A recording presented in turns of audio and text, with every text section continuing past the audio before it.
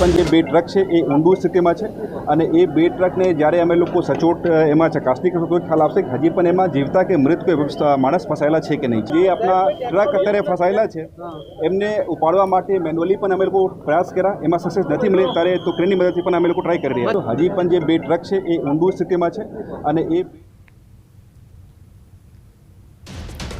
તો મધ્ય ગુજરાતમાં સર્જાઈ છે મોટી કરુણાંતિકા. ગંભીરા બ્રિજ તૂટી પડતા 9 લોકોના મોત થયા છે. મૃત્યુઆંક વધવાની શક્યતા છે. મહી નદીમાં 4 વાહન પડ્યા. તો મધ્ય ગુજરાતથી સૌરાષ્ટ્રને જોડતો મહીસાગર નદી પરનો 45 વર્ષ જૂનો ગંભીરા બ્રિજ સવારે તૂટી પડતા હાહાકાર મચી ગયો હતો. આ ઘટનામાં બ્રિજ ઉપરથી પસાર થઈ રહેલી 2 ટ્રક, એક બોલેરો જીપ સહિત 4 વાહનો 2 કાંઠે વહેતી મહીસાગર નદીમાં ખાબક્યા હતા, જેમાં 9 વ્યક્તિઓના મોત થયા છે, જ્યારે 6 થી વધુ લોકોને રેસ્ક્યુ કરીને બચાવી લેવાયા છે. આ ઘટના બનતા મુજપુર સહિત આસપાસના ગામના લોકોના ટોળે-ટોળા સ્થળ પર ઉમટી પડ્યા હતા. તેની સાથે જ પાદરા પોલીસે પણ ઘટના સ્થળે દોડી જઈ કાર્યવાહી હાથ ધરી હતી. ઉલ્લેખનીય છે કે સુસાઇડ પોઈન્ટ તરીકે કુખ્યાત આ બ્રિજ તૂટતા આણંદથી વડોદરા, ભરૂચ અને અંકલેશ્વરનો સંપર્ક તૂટ્યો છે. છેલ્લા ઘણા વર્ષથી જર્જરિત ગંભીરા બ્રિજ તૂટ્યો હોવાની જાણ મુજપુર ગામના લોકોને થતાં જ લોકો બચાવ કામગીરી માટે ઘટના સ્થળે દોડી ગયા હતા અને મહીસાગર નદીમાં પડેલા વાહનોમાંથી બહાર નીકળીને વહેતા પાણીમાં તરફડિયા મારતા 3 લોકોને બચાવી લીધા હતા. તો બ્રિજ તૂટ્યો. ગંભીરા બ્રિજ તૂટતા જે પ્રકારથી વૈકલ્પિક રસ્તા જાહેર કરાયા છે, વૈકલ્પિક માર્ગ પર વાહનો ડાયવર્ટ કરવામાં આવ્યા છે. તારાપુરથી વડોદરા જતા વાસદ થઈને ડાયવર્ટ કરાયા. બોરસદથી વડોદરા જવા માટે પણ ડાયવર્ઝન. તો નાના વાહનોને ઉમેટા બ્રિજથી ડાયવર્ઝન અપાયું છે.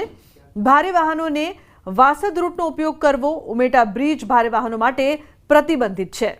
તો વૈકલ્પિક માર્ગ છે તેની જાહેરાત કરવામાં આવી છે. ઉલ્લેખનીય છે કે ઉમેટા બ્રિજ ભારે વાહનો માટે પ્રતિબંધિત. તો બ્રિજની કરુણાંતિકા પર તંત્રની કેટલીક હાસ્યાસ્પદ વાત. બ્રિજ તૂટી ગયા બાદ વાહનો પર પ્રતિબંધ મૂક્યો. બ્રિજ દુર્ઘટના બાદ તંત્રએ જાહેરનામું બહાર પાડ્યું છે. બ્રિજ ફરી કાર્યરત ન થાય ત્યાં સુધી વાહનો પર બંધી. બોલો, બ્રિજ તૂટી ગયો, હવે વાહન પર હવે પ્રતિબંધ મૂકવામાં આવી રહ્યો છે. કદાચ આ પહેલા કરવામાં આવ્યું હોત તો આટલી મોટી દુર્ઘટના ના સર્જાત, તે પણ એક મોટો સવાલ અહીં ઉપસ્થિત થઈ રહ્યો છે. તો બ્રિજ તૂટી ગયા બાદ વાહનો પર પ્રતિબંધ છે તે કરવામાં આવી રહ્યો છે. ઉલ્લેખનીય છે કે જે પ્રકારની આ સમગ્ર ઘટના સામે આવી તે બાદ તંત્રને લઈને પણ સવાલો ઊભા થઈ રહ્યા છે. તો અત્યાર સુધી કેટલા બ્રિજ તૂટ્યા તેની જો વાત કરવામાં આવે, મોરબીના ઝૂલતા પુલની દુર્ઘટના સૌ કોઈને યાદ છે અને તેને લઈને પણ સવાલો ઉઠ્યા હતા. સુરતમાં મેટ્રોનો પુલ ઉદ્ઘાટન પહેલા નમી ગયો હતો. અમદાવાદનો હાટકેશ્વર બ્રિજ 5 વર્ષની અંદર જ તૂટી ગયો. અમદાવાદના મુમતપુરનો બ્રિજનો ભાગ પણ તૂટ્યો હતો. આ છે રાજ્યના બ્રિજ. હળવદમાં વર્ષ પહેલા બનાવેલો બ્રિજ ધરાશાયી. તો મોરબીનો ઝૂલતો પુલ સૌ કોઈને યાદ છે. આ પ્રકારની જે સમગ્ર ઘટનાઓ સામે આવી છે તે બાદ તંત્રની કામગીરી પર સવાલો. તો જનક જોડાયા છે ફોન લાઈન પર વધુ માહિતી આપવા માટે. જનક, જે કરુણાંતિકા સર્જાઈ છે, જે ગંભીરા બ્રિજ તૂટવાની સમગ્ર ઘટના બની છે, હાલ શું કામગીરી થઈ રહી છે, શું અપડેટ છે આપની પાસે?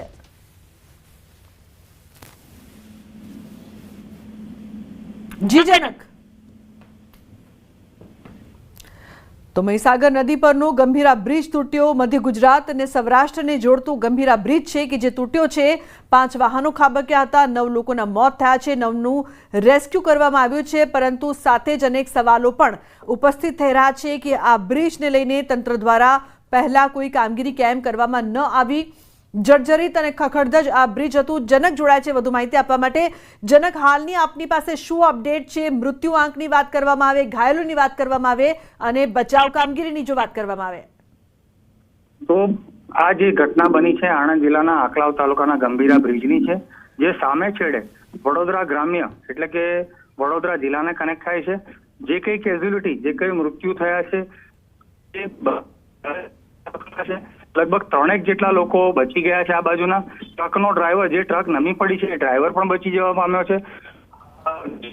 વાત કરીએ કે રેસ્ક્યુ ઓપરેશનની જો વાત કરીએ તો ફાયર બ્રિગેડ આણંદ તેમજ પોલીસ સ્ટાફ અને જે બોટિંગ સાથેના લોકો અહીંયા હાજર છે. હાલ બચાવ કામગીરી ચોક્કસ ચાલુ છે, પણ અત્યારે તો જે ટ્રકો નમી પડી છે એને સરખી એટલે બહાર કાઢવાની કામગીરી હાથ ધરવામાં આવી છે. લગભગ 90 જેટલા લોકો માહિતી છે.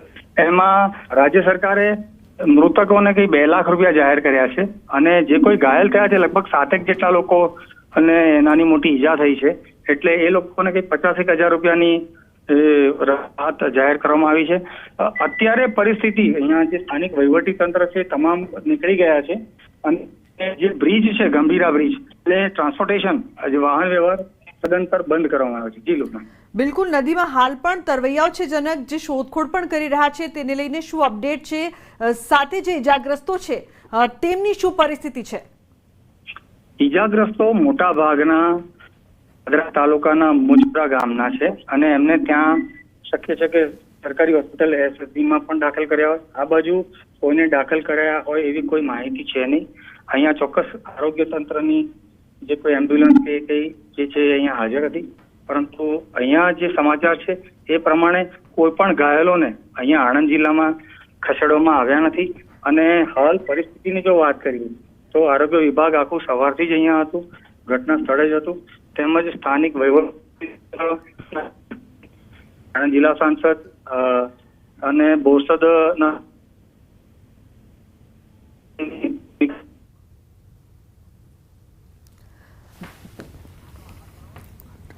તો આભાર સમગ્ર માહિતી બદલ. હાર્દિક જોડાયા છે ફોન લાઈન પર વધુ માહિતી આપવા માટે. હાર્દિક, વધુ એક દુર્ઘટના અને તે પણ બ્રિજ જે પ્રકારથી તૂટ્યો છે, અનેક સવાલો પણ ઉપસ્થિત થઈ રહ્યા છે.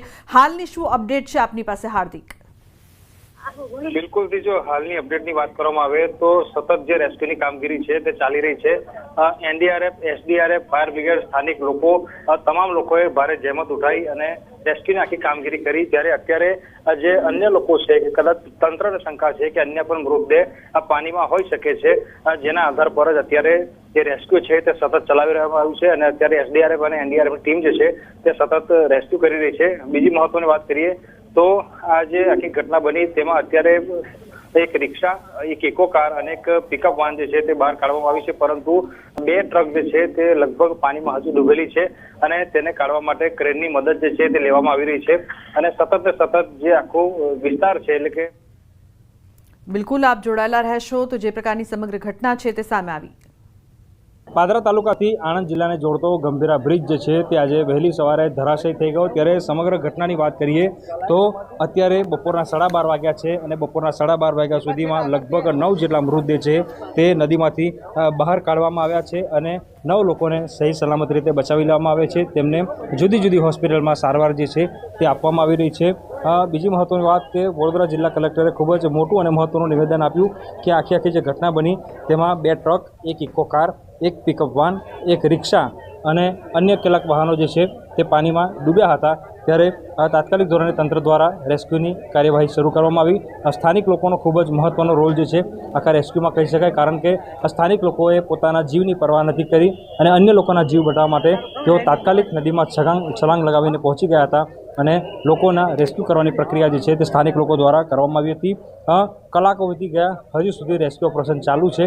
અંદર કેટલા મૃતદેહ છે તેનો અંદાજો લગાવી શકાય તેમ નથી, કારણ કે વાહનો પાણીમાં ડૂબેલા છે અને બ્રિજની પરિસ્થિતિ અત્યારે તમને બતાવવાનો પ્રયત્ન કરી રહ્યા છીએ કે તમે જોઈ રહ્યા છો કે એક ટ્રક જે છે તે બ્રિજ પર લટકી રહ્યું છે અને એક બાઇક પણ ત્યાં લટકતી હાલતમાં જોવા મળી રહ્યું છે. બ્રિજ ક્ષતિગ્રસ્ત છે એવું સ્થાનિક લોકો દ્વારા છેલ્લા 5 વર્ષથી તંત્રને રજૂઆત કરવામાં આવતી હતી, પરંતુ ઊંઘતું તંત્ર જાગ્યું નહીં અને આખરે આજે નિર્દોષ લોકોની આંખો હંમેશા માટે બંધ થઈ ગઈ છે. ત્યારે આજે વાહનો, હેવી વ્હીકલ્સ, ટ્રક જે પાણીમાં ડૂબેલા છે તેને બહાર કાઢવા માટે અત્યારે ક્રેનની મદદ લેવામાં આવી રહી છે અને સ્થાનિક લોકો પણ પ્રશાસનની મદદ કરી રહ્યા છે. હાર્દિક દીક્ષિત, ન્યૂઝ 18 ગુજરાતી, વડોદરા. તો જે પ્રકારની આ સમગ્ર ઘટના સામે આવી છે, પરંતુ એક મહત્વનો સવાલ એ પણ છે કે આ બ્રિજ છે તે જર્જરિત હતો અને 5 વર્ષથી સ્થાનિકો તેને લઈને રજૂઆત પણ કરતા હતા, પરંતુ એ સમયે જો કદાચ તંત્ર જાગ્યું હોત તો આટલી મોટી દુર્ઘટના છે તે ન સર્જાઈ હોત.